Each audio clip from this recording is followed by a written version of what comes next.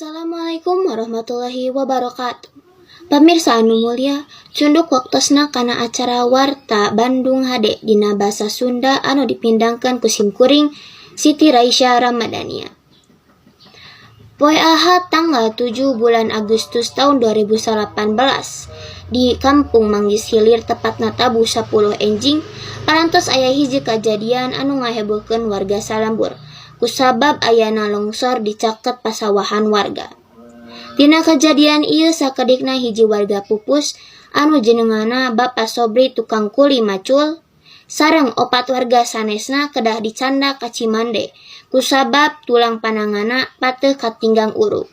Dina kejadian ieu urang sararea kedah waspada dina sagala hal supados aya deui kejadian anu sarupa. Hatur nuhun kana perhatosanana. Simkuring Siti Raisya Ramadhania, Bunggaran amit mundur. Wassalamualaikum warahmatullahi wabarakatuh.